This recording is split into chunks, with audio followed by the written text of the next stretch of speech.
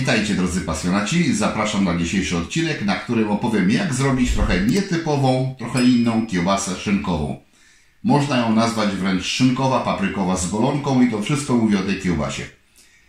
5-4 kg mięsa z szynki mam tutaj i 1-3 kg golonki. Przy czym golonka jest jeszcze ze skórą i z kością i ja to muszę wszystko oddzielić, więc tego mięska będzie mniej.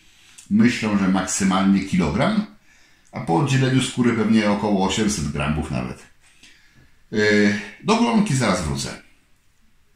Co dzisiaj w ogóle będę robił? Przygotowuję się do mielenia, ale dzisiaj nie mielę. Dzisiaj mięsko podzielę na 3 frakcje, na 3 składowe, które będę obrabiał za 2 dni dalej. Co uzyskam? Chcę uzyskać ładne 3-5 cm kawałeczki najładniejszego mięsa. I to będzie połowa tego, co tu leży na tacy, czyli około 2 kg tych ładnych kawałków. Ile wyjdzie, tyle wyjdzie. To już jest docelowe, dalej z tym już nic więcej nie robił. Wrzucę do pojemnika jednego. Do drugiego pojemnika tak samo porcjowane na takie same kawałki, ale przeznaczone do mielenia za 2 dni na oczku 8 albo 10. To wyląduje w drugim pojemniku. W trzecim pojemniku wyląduje to, co jest tłuste i okrawki. W tej chwili mam już około 850 gramów oddzielone z tej całej masy szynki, ale tu jeszcze trochę tłuszczyku jest w kilku miejscach, ja to poodcinam, więc pewnie maksymalnie będzie to około kilograma. I te okrawki pokroję dzisiaj drobno, ale też tego mielił nie będę, tylko przyprawię. Do tego dołożę też mięso szynki, też drobno pokrojone. Razem to zmieszam, bo to wszystko będzie mielone na najdrobniejszych oczkach. Z kości i skórek zrobię wywar. Bardzo porządnie. I po ostudzeniu schowam go do lodówki, niech czeka. Na etapie produkcji będę potrzebował dolać wody, to nie będę dolewał zwykłej wody, tylko doleję ten wywar na kościach i skórce. Skórkę, jak ktoś chce, może też po wyjęciu z wywaru razem z tym mięskiem drobno mielonym też zmielić i dodać do kiełbasy. W ogóle to nie zaszkodzi. Chyba powiedziałem wszystko. Jeżeli czegoś nie dopowiedziałem, coś pominęłem, to na pewno pod filmem jest link do bloga, a tam wszystko jest szczegółowo, dokładnie opisane. Wystarczy gadania, co ja mówię. Wystarczy gadania, czas się wziąć za pracę.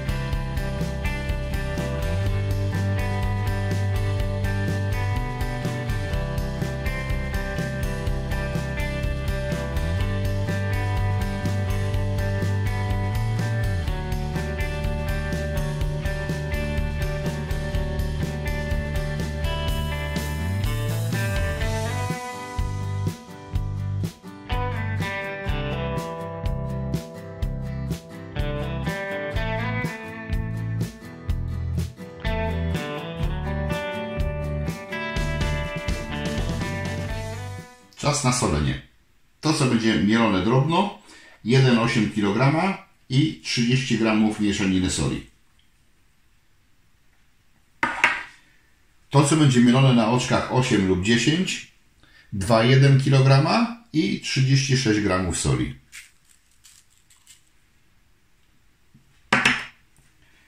Tutaj tego jest troszeczkę za dużo, żebym w tym pojemniku to posolił. Wyrzucę tutaj 2,2 kg i 37 g soli, tak mniej więcej.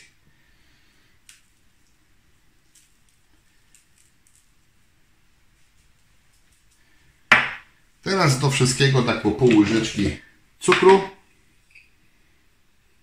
bo o tym wcześniej nie wspomniałem.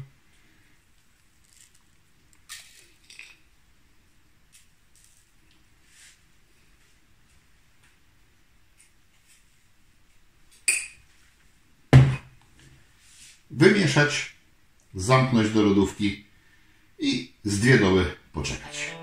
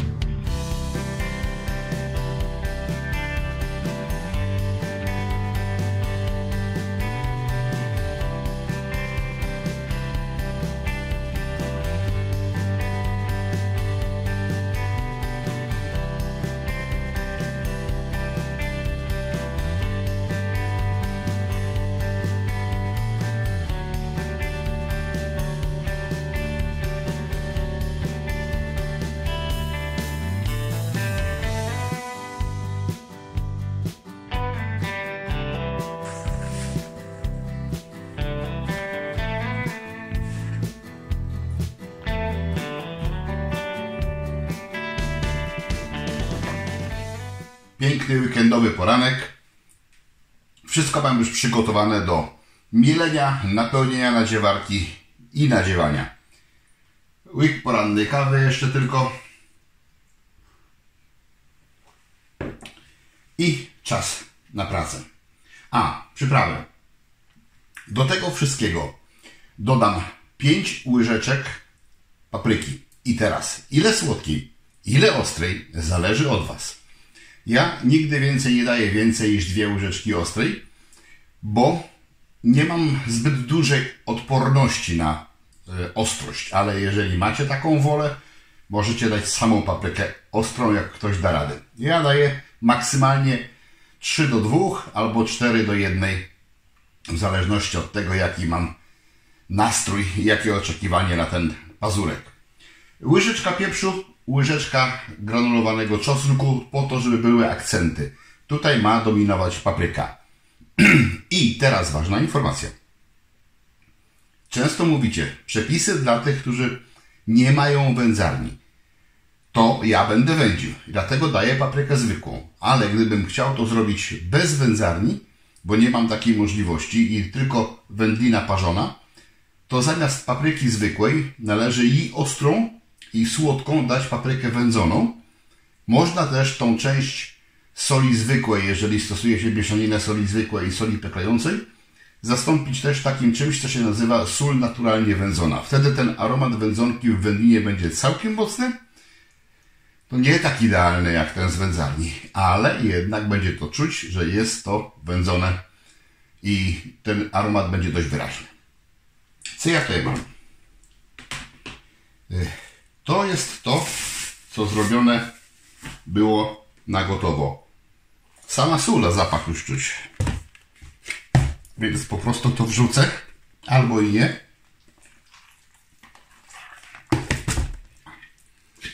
To jest mięsko pokrojone już na gotowo, nic z tym dalej robił nie będę.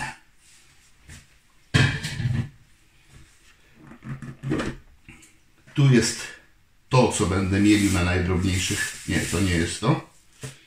To jest to, co będzie na 8, a chyba tu jest to, co najdrobniejsze. No, odwrotnie. Tu jest to, co będę mielił na najdrobniejszych oczkach, a tu jest to, co będę mielił na oczkach 8 albo 10. Ja mam przygotowaną 10. Tutaj na razie tego poodkładam, żeby sobie zrobić miejsce. Tak. Co jeszcze? Oczywiście sznurek wędliniarski i albo sznurkiem, albo tak jak ja będę robił zaciskarką, żeby powiązać. Osłonka białkowa 55 mm i jest to dużo mniejsza niż się standardowo stosuje do szynkowej, ale to nie jest standardowa szynkowa. A kto domowemu wędliniarzowi zabroni zrobić tak, jak mu się chce. Więc u mnie będzie to osłonka 55. Myślę, że to wszystko do gadania, przynajmniej na razie. Działam.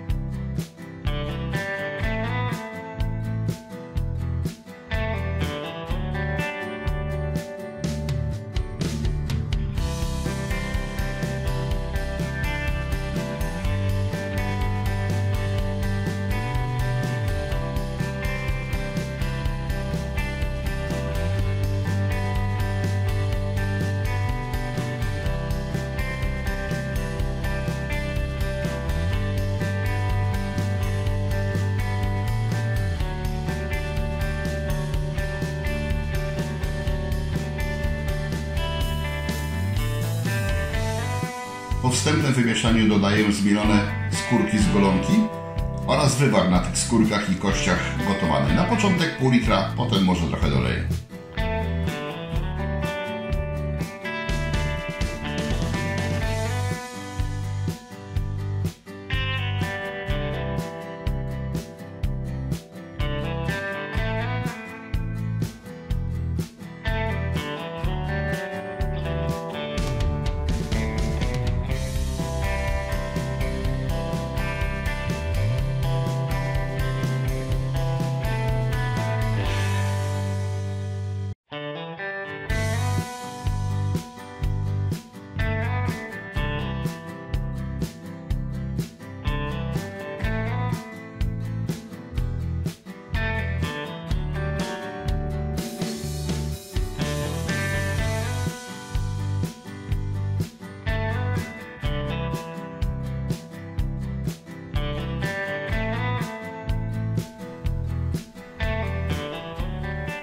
Dziewięć batonów mi wyszło, przy czym ostatni mizerny, z wyraźnymi przestrzeniami pustymi, bo dopychany ręcznie resztką tego, co było w nadziewarce. Sznurki powiązane, za chwileczkę to nakłuję, żeby powietrze mogło zejść. Powieszę na parę godzin do wyschnięcia i osadzenia. Ja w tym czasie mam co robić. Aktualnie wprowadzam do oferty nowy typ wędzarni, jeszcze jej nie testowałem, stoi już u mnie. Na gorąco do niej podchodzę, nawet instrukcji nie czytałem. Z założenia powinna być intuicyjna i mam nadzieję, że jest. Zresztą zobaczycie sami.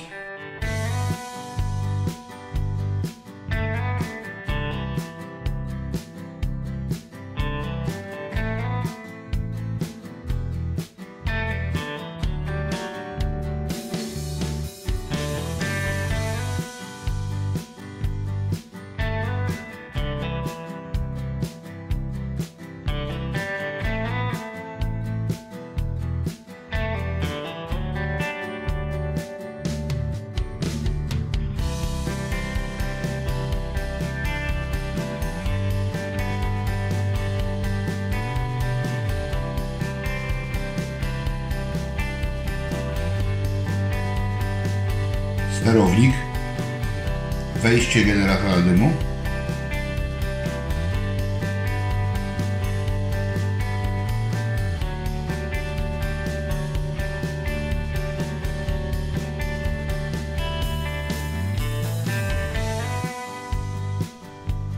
grzałka,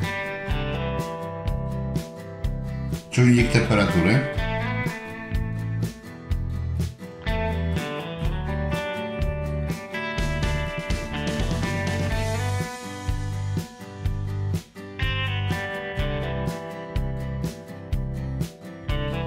rozpakowuję wyposażenie.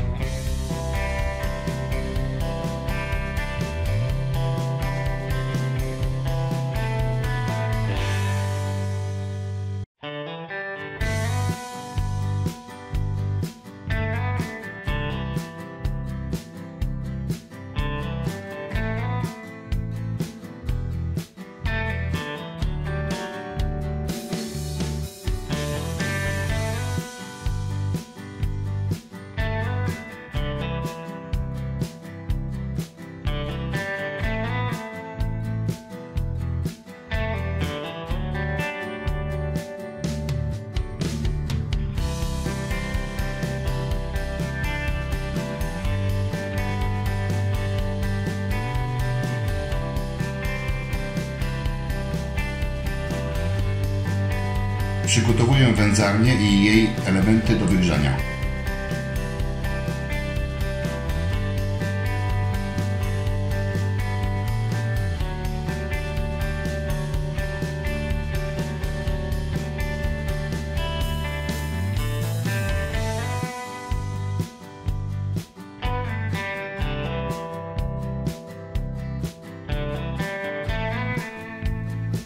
Czas zmontować generator dymu.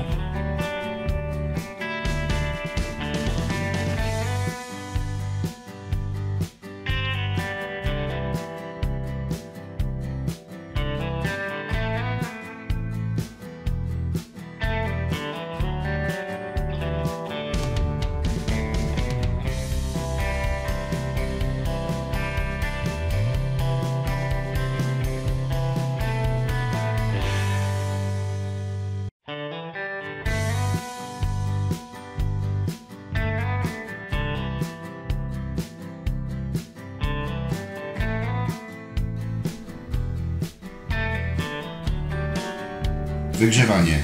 Ustawiam czas minimum godzinę i minimum 80 stopni Celsjusza.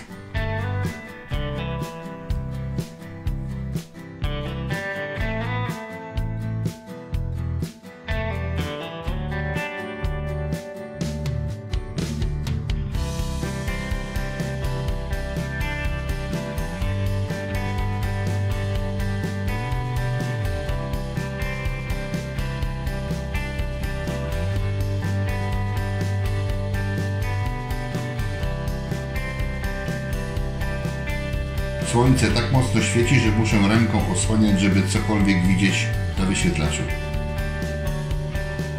Ustawiam czas 200 minut, temperaturę 50 stopni. Rozgrzewam i dosuszam kiełbasę. Po 30 minutach odpalam generator dymu. Grzałkę zapalającą uruchamia się tylko na 10 pierwszych minut. W trakcie rozpalania przesłona regulacyjna na maks. W jedną z kiełbas wbijam sondę termometru. Teraz w jej wnętrzu jest 31 stopni Celsjusza. Minęło pierwsze 100 minut, a ja podnoszę temperaturę do 60 stopni Celsjusza.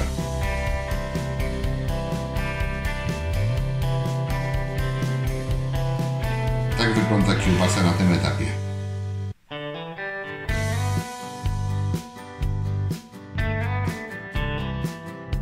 Po kolejnych 60 minutach ustawiam 75 stopni Celsjusza. A z końcem ustawionego czasu sprawdzam, czy sprzęt się faktycznie wyłączy. Dokładam jeszcze 60 minut.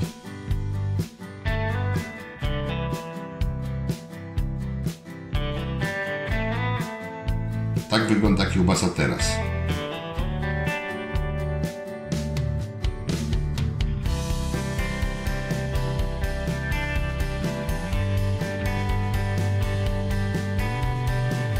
Dalej już bez dymu, tylko temperatura. Ustawiam 85 stopni Celsjusza.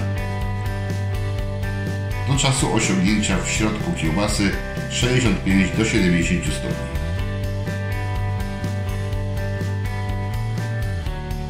Koniec wędzenia. Przyjemnie spędzony piękny dzień.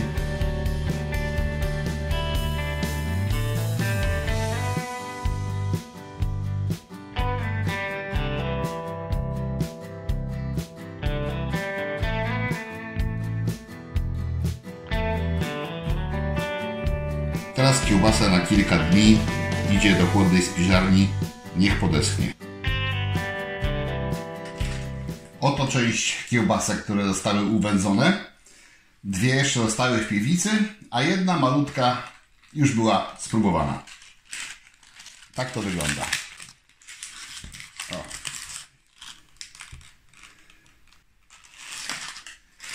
Tamta była próbowana na gorąco, a teraz po kilku dniach w chłodnej spiżarni, jak już tak ładnie podeschła, czas teraz zajrzeć do środka.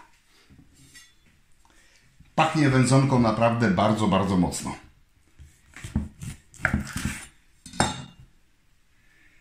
A tak w środku. Ogromne, duże kawałki mięsa.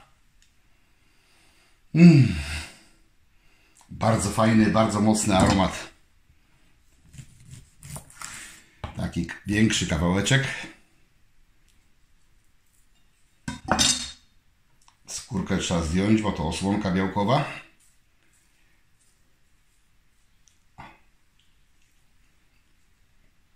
Niam. O. Dokładnie. Nie jest za bardzo wyrazista. Niewielka ilość dodatków takich jak pieprz czy czosnek. Papryka bardzo, bardzo wyraźna. I jak jest dość sporo, to wtedy też ostrość będzie mocno wybita. U mnie jest to stonowane. Jest ostre, ale nie za bardzo. Można sobie ułożyć tą kiełbaskę tak jak się chce. Można dać więcej pieprzu, ale według mnie, jeżeli miało być taki charakter tutaj, czyli paprykowy, wyraźny, to dać więcej łyżeczek ostrej zamiast słodkiej, żeby w tym bilansie ostra nawet zaczęła przeważać. Fajnie. Ładne, zacne, duże kawałki mięsa. paprykowy charakter, nuty czosnku i pieprzu. O to chodziło. Porządna, podsuszona już kiełbaska. Jest trochę za ciepło, żeby ją dalej trzymać w chłodnej nawet spiżarni. Lepiej ją zapakować próżniowo, wtedy tygodnie, a pewnie i dłużej tak zapakowana próżniowo wytrzyma, a jak jeszcze dłużej, to taką zapakowaną próżniowo można też zamrozić, doskonale się przechowa.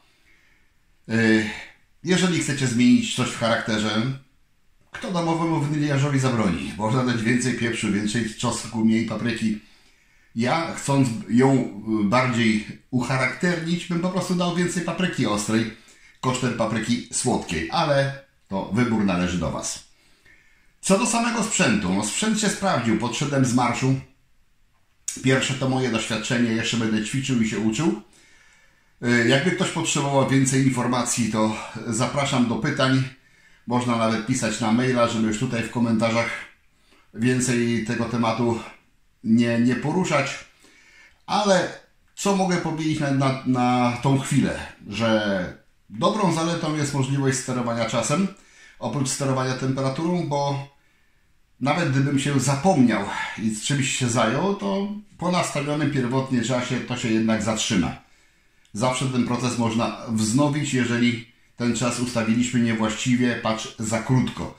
Gorzej jest tak, jak się o czymś zapomni, mi się to nieraz zdarza, że w ferworze innych działań godzinę później sobie przypominam, że coś miałem zrobić, a ta godzina nieraz bywa znacząca. Generator dymu. Potężny nadmiar mocy dymienia w stosunku do tej wędzarni, jaka jest tutaj. Tam jest regulacja, więc można sobie ustawić. Ale ten sam generator jest używany do wędzarni takiej, w której można ją wędzić 40-50 kg. Czyli dla tej wędzarni on jest bardzo, bardzo nadmiarowy. Można go spokojnie stosować także w większych wędzarniach. I jak widać, skutecznie, ładnie, porządnie uwędził. Także kiełbaska dobra, sprzęt się sprawdził. Zapraszam na kolejne odcinki. Jak się podobało, dajcie kciuka w górę. Do zobaczenia i smacznego Wam życzę. Na razie.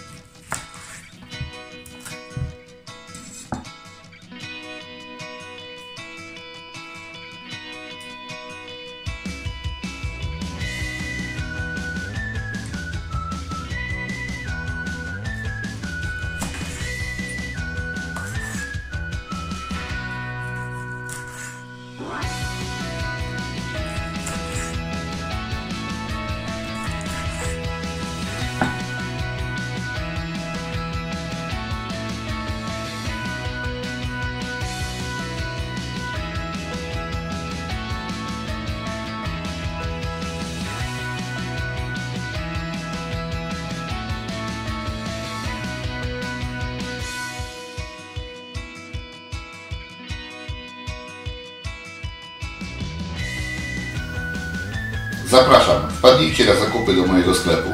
Znajdziecie tutaj takie rzeczy jak wędzarnie i generatory dymu, szynkowary, sprzęt dla winiarzy, sprzęt i surowce dla piwowarów, inne akcesoria do wyrobów domowych oraz unikatowe tematyczne koszulki i literatura dla pasjonatów. Zapraszam!